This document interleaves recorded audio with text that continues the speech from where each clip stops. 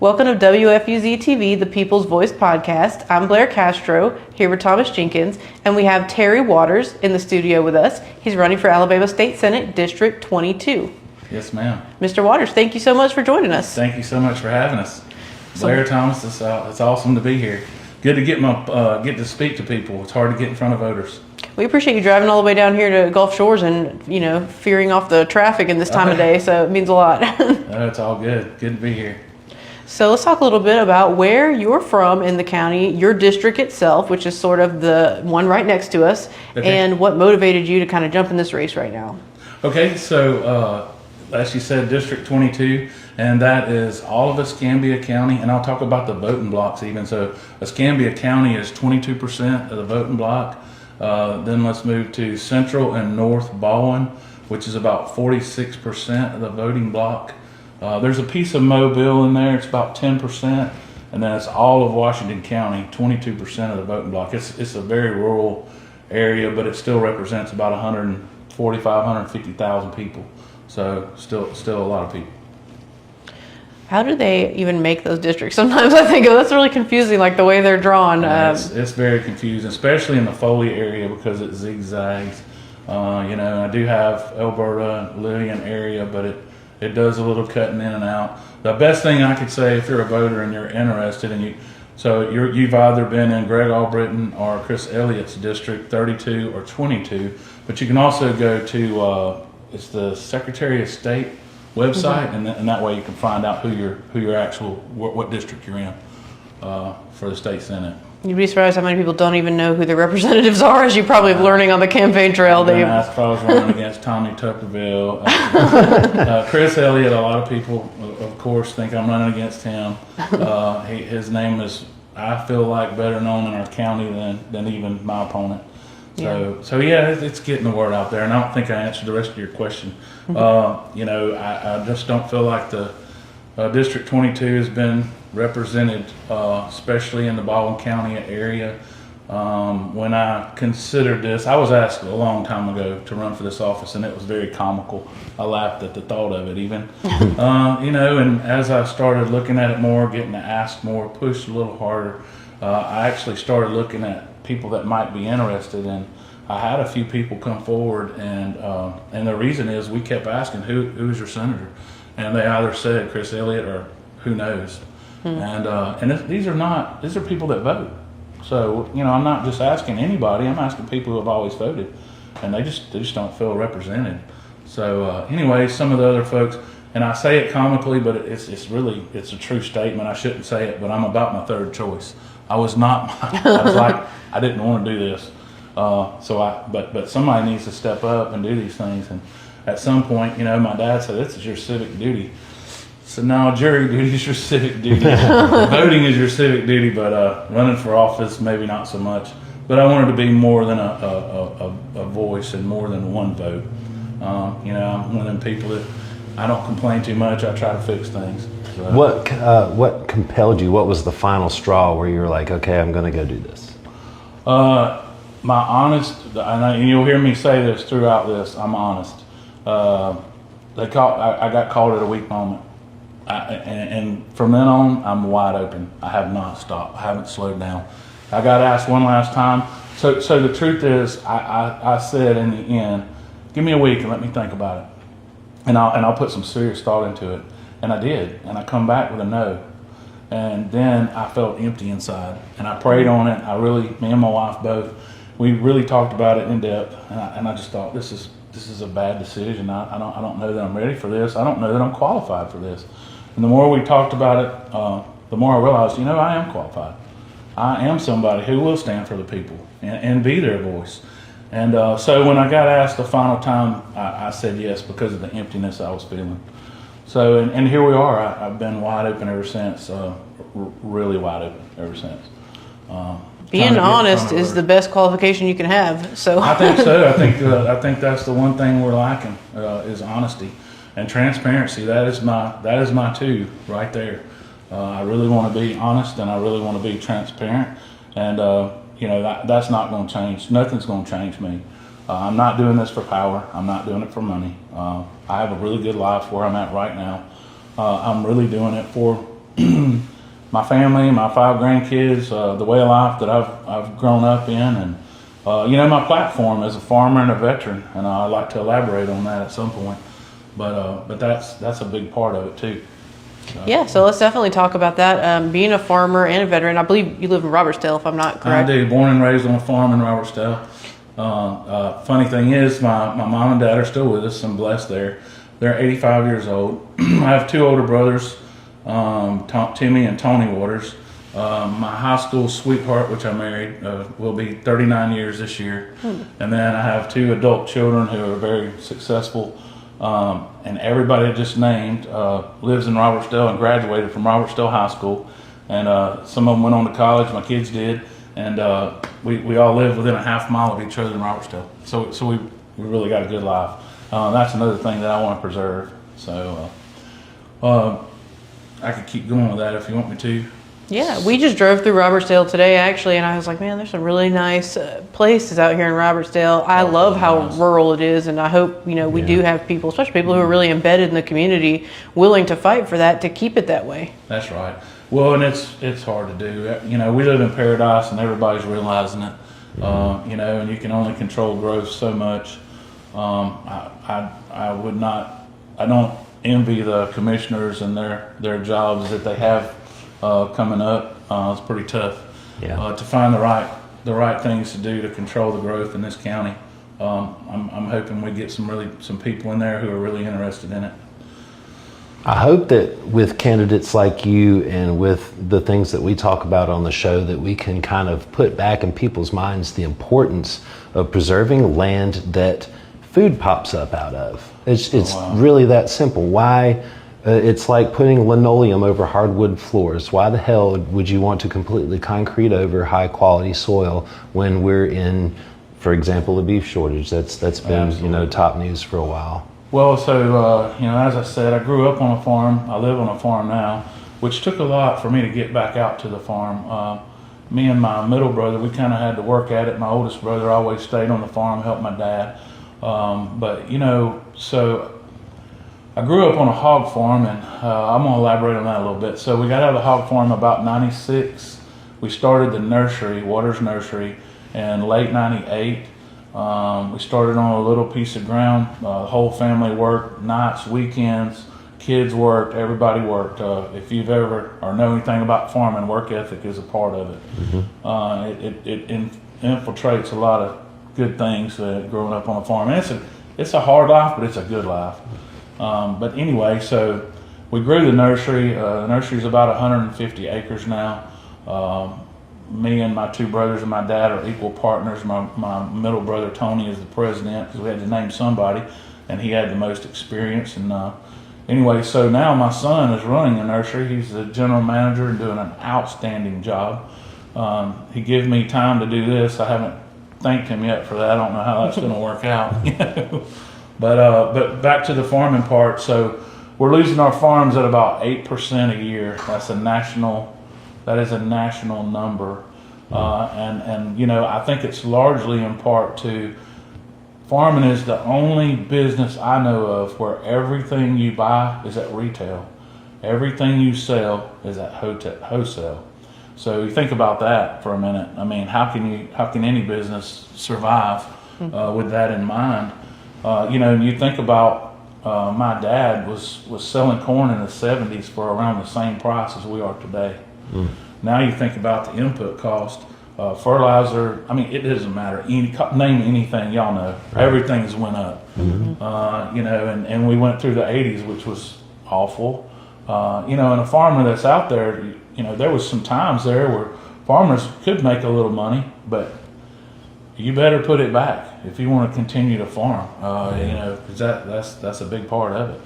But we've got to do something, and the kids today need to realize that food doesn't come from Walmart; it comes from farmers. Mm-hmm. And one day, if we're not very careful, we're going to be relying on other countries for our food, and that's when it gets dangerous.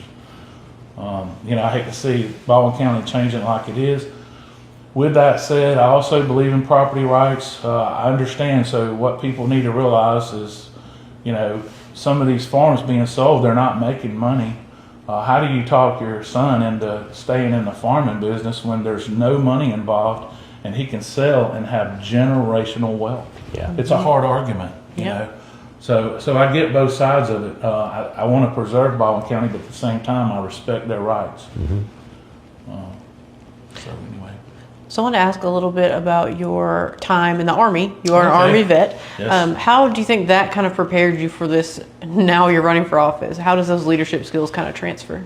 Well, so 25 days after high school, I went into the United States Army.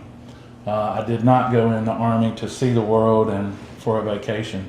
I went in because me and my wife were married. I had a daughter before I graduated high school, and I needed some help. And the farm was not big enough to support several families, so I had to do something that was all good. I'm not complaining. My family is incredibly awesome, but I needed somewhere to go, something to do. I needed insurance. I needed to grow up some. So the Army was a good avenue for me. 6 months after training, I went overseas to Fulda, Germany, and that was about 3 miles from the east-west border. I was there when the wall came down in '89, and very interesting time in our history. I saw firsthand what socialism can do, and what over-government can do with these people. When you're downtown and you see people just walk up and embrace and go to the ground crying because they haven't seen each other in so many years because of government. I'm not saying that's why I'm here, but it does give you a thought. Socialism. I sit on the tailgate talking to other veterans and customers. Socialism should never come up in this country. Never be considered. And so after that, I did my 4 years active. I did a year and a half in the Airborne Reserves, and then that was in North Carolina, by the way. And then I came back here to Atmore, where I finished another 2.5 years, and I was honorably discharged from the military. And yeah, I mean, I do think that the military did shape a lot of what I think today, and take that along with the work ethic that I came up with, and so many good people I served with. I'll say this: the country doesn't owe me anything. It did what I needed for me. I grew up. I learned. Me and my wife grew together. Had a son overseas. So anyway, life's been pretty good. I can't complain a whole lot. So if you get elected, what are some things you would like to see accomplished? What are some goals, and what future do you see for Baldwin County? Do you envision? Well, so we say Baldwin County, but I got to keep in mind that I'm 4 different counties, and noticing the differences. I should say your district. Yeah. No, it's all good. I'm glad you said it the way you did, because bringing these realizing the differences in Washington County, Escambia County, little piece of Mobile and Baldwin, and noticing the difference is a big deal. I've talked to several people in several different professions. I'll say education. Let me take that. So I don't know. I've never been an educator, so I don't know a lot about what needs to go on in education. So what I would want to do, I'm not there to know everything. I'm there to be a voice for the people of the district. So what I would want to do is talk to educators from all 4 counties and put together a group of people, a network, if you will, of educators, maybe even a couple just common sense parents. And if something comes up about education, I shoot a text out and get some response. I mean, it wouldn't be a surprise. They would know they would be a part of this. But I have that plan on a lot of different of my platforms. I think that's the best way to be transparent and get the voice back to the people. Is you pick people throughout these communities, even the one in Escambia and the one that maybe in Foley, because I do cover a little bit of Foley. So you're getting the busy area along with some of the rural area. You get a voice from each different part of the district. Mm-hmm. So that would be my goal on that. And I can apply that to a lot of things. Small business. I mean, I don't think that the small businesses are being represented like they should. After growing the nursery and all the struggles that we went through, I'd like to take out a lot of the red tape. And let me say this, I'm talking honesty. I don't know what all I can and can't do. I know I'm there to be a voice for the people. But what I'm not there to do is give folk false promises. That's not what I'm about. Sure. So some of the stuff I would have to check into. I've got a lot of ideas about hospitals, veterans, how, and I'll give you an example, but I might be overstepping my bounds on a hospital because, so to me, common sense, I got a veteran in Washington County. He's driving all the way to Mobile to get seen as a veteran, right, to the VA. All right. The rural hospital in Washington County might be struggling. Well, why is he driving all the way to Mobile County, for help when we got a struggling hospital in Washington County? Why can't he get help right there? That helps the hospital, helps the veteran, takes the pressure off Mobile. I'm just saying common sense ideas. Now, with that said, some hospital administrator might be watching this and say, that won't never work. Call me. Let me know why. I'm just trying to bring up common sense ideas that maybe people aren't thinking about. Sure. And that's definitely one that comes up a pretty good bit. On the VA and the hospital side, especially the rural hospitals. Yes. You know, and on the other side of that, so Baldwin County, you know, my dad was in the hospital 8.5 hours in the emergency room the other day, a couple weeks back. He fortunately got moved to a hallway. He never made it to a room. They released him. He had pneumonia.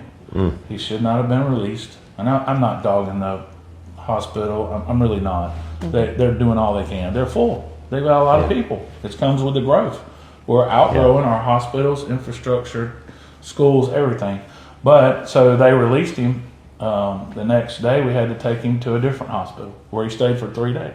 Goodness. So I'm saying there's differences that I need to recognize in these different areas. That's one of the things about this district. It is very rural, but it does have areas that are very populated. So seeing the differences and figuring out from the people the right way to fix those would be my hope.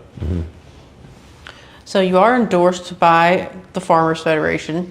I am very proudly endorsed by the Farmers Federation, and my dad has been on the board for a very long time. I don't know if you call him an honorary member. He's been there a long time.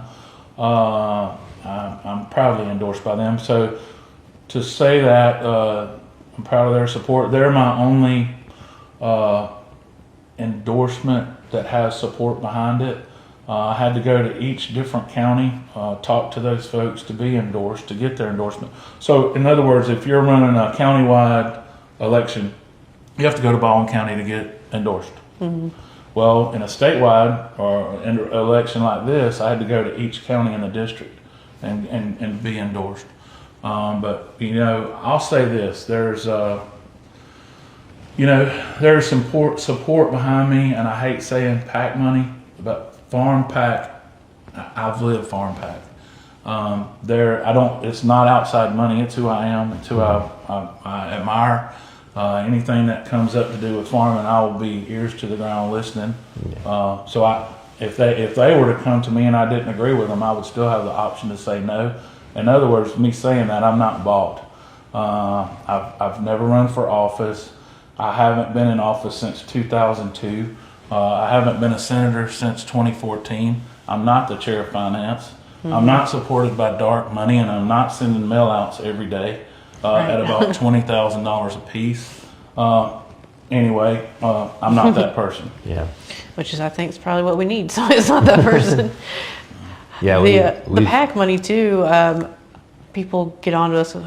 PAC money itself is not innately bad. I don't want people to think that we think all PAC money is bad. It's lying about PAC money that's bad, and it's not. The type of PAC and where that PAC is coming from, especially if it's a foreign country. If you look at the people on there, that's where things start to get a little sketchy. But there's a lot of good local and state PACs that really are here to help. That's true. So if they're in our state, that's one thing. If they're outside of our state, that's something different. We don't need outside money influence in our elections.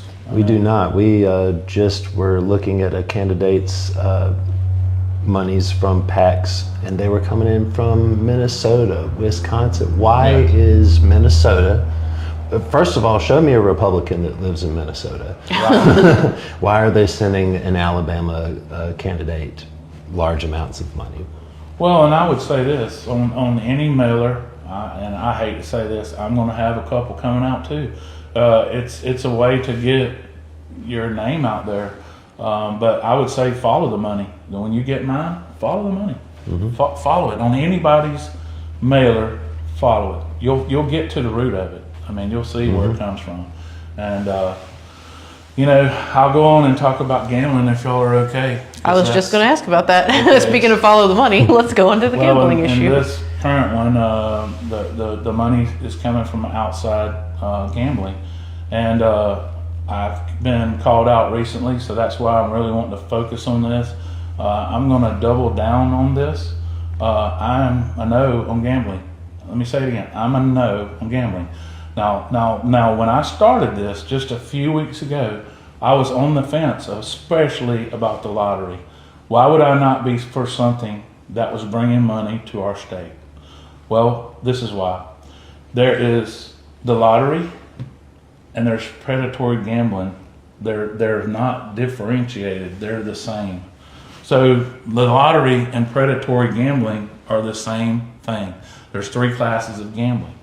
If you could split out a lottery only, I would not be opposed to that. But however, I'm for smaller government. Gambling is larger government, and it's allowing all this other money to come into our elections. Do we really want people outside the state deciding who we're pumping the money into? Right. What are you going to owe these people? I'm very, I'm not nervous about Farm Pack. I know they're for the farmer, and so am I. I am very nervous about outside gambling money. They're going to own these people. I will not be owned. Period. That is a hard no. I know there's people on the fence, especially about gambling, and I hate to lose a vote for that. My number's circulated all over. I don't mind giving it out. If you really want to talk about it in depth, call me. I'd love to talk more about it because I've learned a lot, and that goes back to transparency.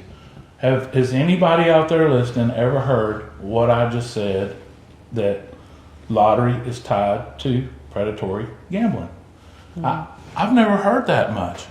We only heard it because we interviewed Danielle Duggar, and she kind of broke it down. But from what I understand, you need a constitutional amendment to separate lottery from gambling as a whole, and that's almost impossible to do right now. That's absolutely right. Well, then lottery is a whole nother issue, because then the argument becomes, like, for me, example, I've lived in Louisiana on and off a fair bit, and I've not seen their lottery monies come toward any impoverished areas and enrich them, for sure, nor a casino. Well, I'll use Florida for example. I've done I've been reading on it a little bit. I'm learning more.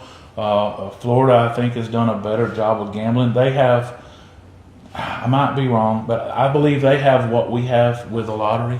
So they've done some good things with student loans and education.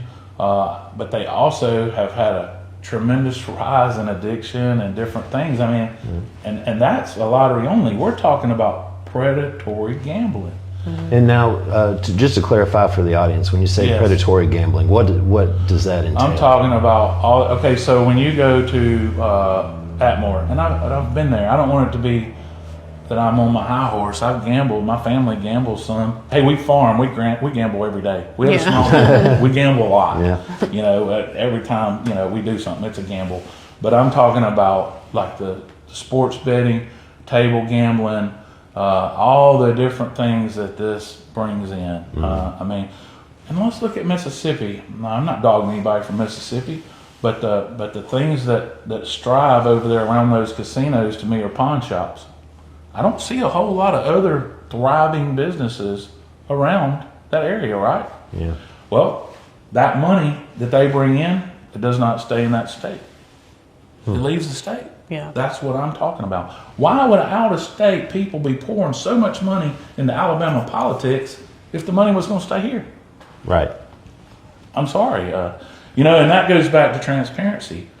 What we've been saying, it's not put out there in the way that it should be. I mean, we could talk about that on anything.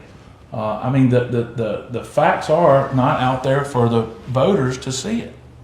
We don't hear the whole story. We don't hear what they talked about in the back room. Why did that vote come up so fast?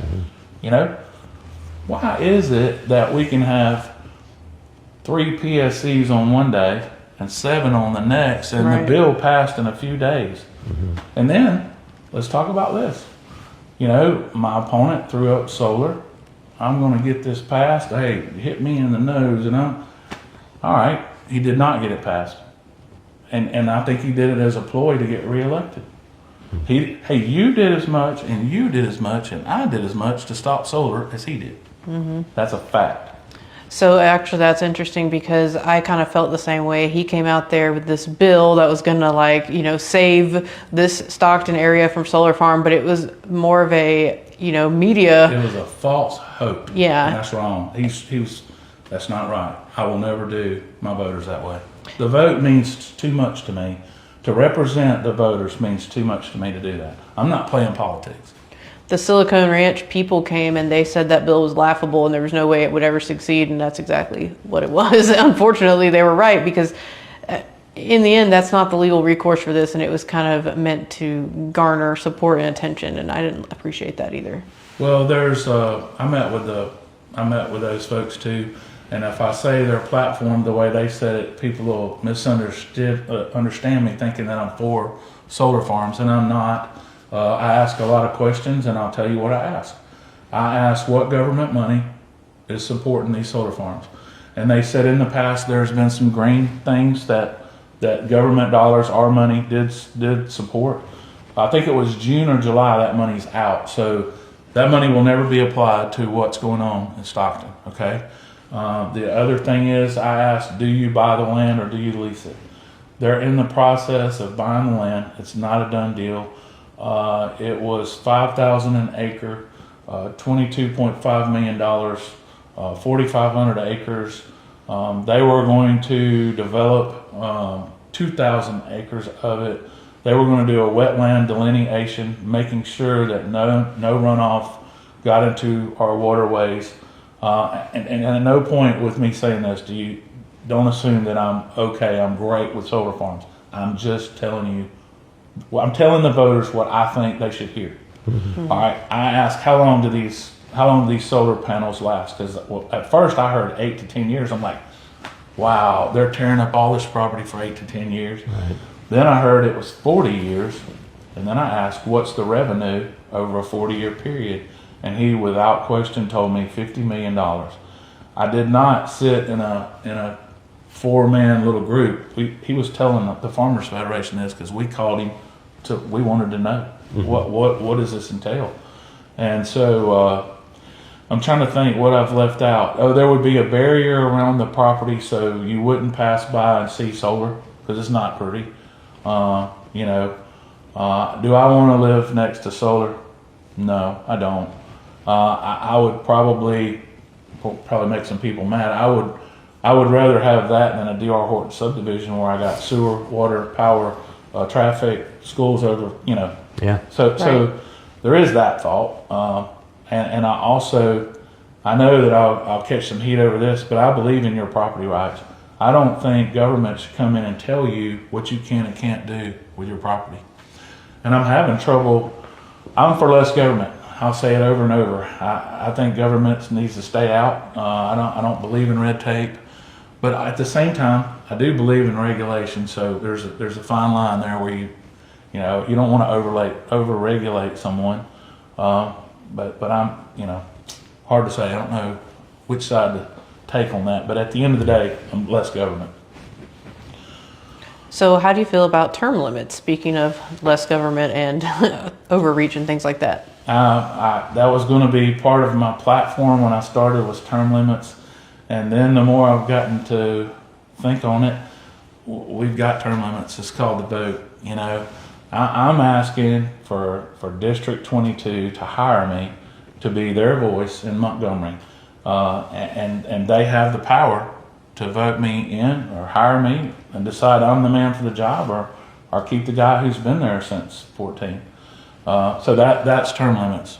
I think there should be something in place, yes. But there is something in place. It's the vote. Fair enough.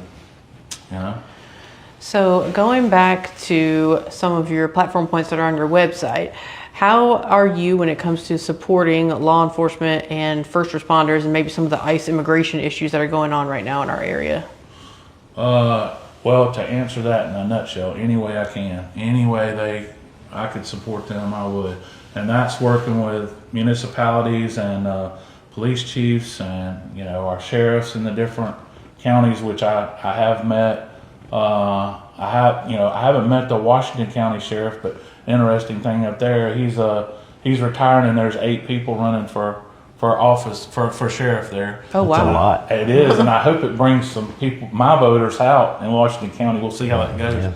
But I have met those, and I've met some really good people, and I've met a lot of fire chiefs, and I hope to meet them all and put them in what I was talking about earlier, that network of people, and what do they need, and how do I support them?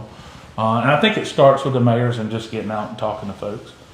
And I've been hesitant with some of that because I do know who I'm running against, the chair of finance, and I do not want to put anybody in an awkward situation where I want to be able to help people, not hurt them because I lost an election and now there's a vendetta. So, I'm not saying he would do that. I'm not. I'm just saying I don't want to put anybody in an awkward situation, but I do want them to know that I will be easy to work with. If I do get elected, I will reach out and hopefully talk to them about what I can do, what their needs are, to keep us safe, healthy, all that good stuff. It's funny, sometimes the smartest people in the room are the people who know that they're not the smartest person in the room, and who really have subject matter experts in their corner that they refer to. And a lot of politicians think they are the subject matter expert in every single thing, and it is definitely probably a better strategy to have those people in your corner and on call, and you truly represent them instead of telling everyone what you think. Listening is more important than knowing. Well, I'll say this, I probably should quit saying it, but I'm smart enough to know, I'm smart enough I can't lie. I'll get caught. I mean, it's just if you start lying, you have to cover up those lies. Yeah.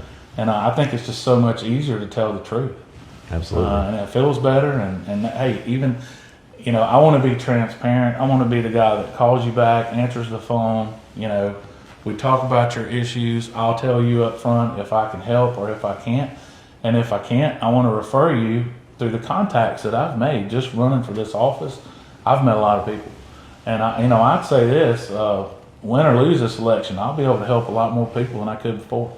And I've always wanted to help people, so I think that's been the awesomest, the neatest thing about running is meeting the good people that I've met, and maybe having an avenue of helping people. Maybe it's working through red tape. Maybe I can't help them at all, but I tell you what, I can always call them back and talk to them about it. So that's something I really want to be transparent and honest with everybody. Well, that's been our biggest issue since we really started this podcast was, are you willing to just call us back and listen? And a lot of people weren't. At first, we've gotten better now. People call us back now, but we had to kind of raise a stink about it. Right. In the beginning, it was very easy to be dismissed. And now, our current representative has never once called me back. I mean, sorry, I got to say it out loud. It did happen. He's never called me or emailed me back, and I've reached out numerous times. So I think that is really a key issue when it comes to representing people and being able to communicate with your constituents. Right. Well, the transparency, the honesty, that's really, I'm running on a platform of a veteran and a farmer, but honestly, honesty and transparency is really where it's at for me too. So, and I really do appreciate y'all giving me the opportunity to talk about it. Yes, sir. Is there anything else you want the people to know? I can't think of anything. If you're, I think it's time for a change, and I hate to use Obama's words, but I'm a change candidate here. And I'd say this: if you're voting for me, please come out, hire me on May 19th. If you're not voting for me, please show up on May 20th. And where can they find more about you? What's your website? It's terrywatersforsenate.com. Trying to be all over Facebook. I hope I'm not wearing them out with Facebook like everybody's getting wore out with mailers. But yeah, find me on Facebook. Hey, my number's out there. Feel free to call me. I'd love to have a conversation. Awesome. Thank you so much for coming by. Thank you so much. Appreciate you having me. Yes, sir. Yeah.